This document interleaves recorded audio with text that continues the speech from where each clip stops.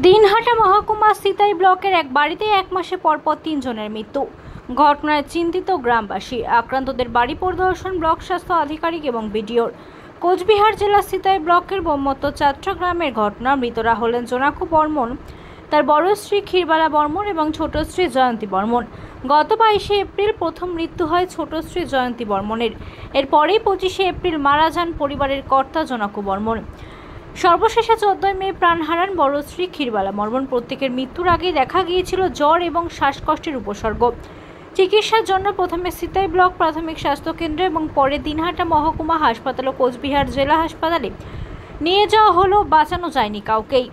এই ঘটনার ঠিক 2 সপ্তাহ আগে জোনাকু বর্মন এবং তার ভাইয়ের পালিত 3টি গরু এবং 4টি ছাগল এক অজানা অসুখে মারা যায় এবং একই পরিবারে 3 জনের মৃত্যুর পর 19শে মে সোমবার ওই এলাকায় মৃত পরিবারের পাশে পরেশচন্দ্র বর্মনের বাড়িতে একটি ছাগলের মৃত্যু হয়েছে।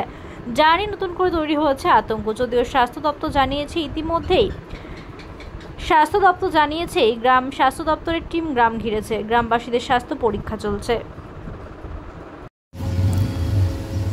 দাদা বলছি, আপনার প্রতিবেশী এক বাড়িতে একই পরিবারের 3 জনের মৃত্যু ঘটেছে গত 20 দিনে, কি বলবেন এই বিষয়ে?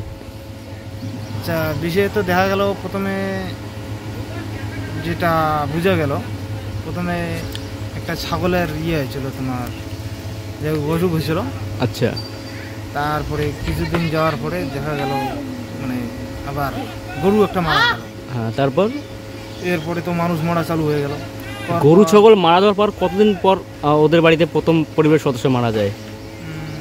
1 সপ্তাহ পর। 1 সপ্তাহ পরে। তারপরে তো এক এক করে মানে প্রথম যে বউটা মারা গেছে 4 দিন পরে ওর স্বামী মারা যায়। তারপর এবার শ্রাদ্ধ হবার পর মোটামুটি দেখা গেল 10 দিন কি 15 দিন হবে, তারপরে আর কি দ্বিতীয় স্ত্রী মারা যায়। আচ্ছা, এইভাবে যখন হয়ে গেল তখন মানে ডাক্তার গেল, মানে জেলার যে ডাক্তারগুলো আসলো। আসার পরে এটা যে কিসের কারণে মারা গেল, কি নিয়ে মারা গেল, মানে এইটা আর কি তদন্ত করা চালু করে। আচ্ছা, তা একজনে একরকম কথা কয়, যেন ভাইরাস কি হ্যান ত্যান। আচ্ছা, এই বিষয়ে গ্রামবাসী কতটা আতঙ্ক রয়েছে? গ্রামবাসী এর বিষয়ে আতঙ্ক আছে, কারণ ডাক্তার যেভাবে কথা বলছে এটা একটা মানে ভাইরাস। হ্যাঁ, সেই জন্য আর কি মানে পাড়া প্রতিবেশী খুবই আতঙ্কিত আছে আর কি। ওরা কোনো রিপোর্ট দিয়েছে যে এটা ব্যাকটেরিয়া নয় বা অন্য কিছু? এখনো রিপোর্ট আসেনি। কি নাম আপনার? বাপ্পাদিত্য বর্মন। এই জায়গাটার নাম? বিয়ার চাত্রা।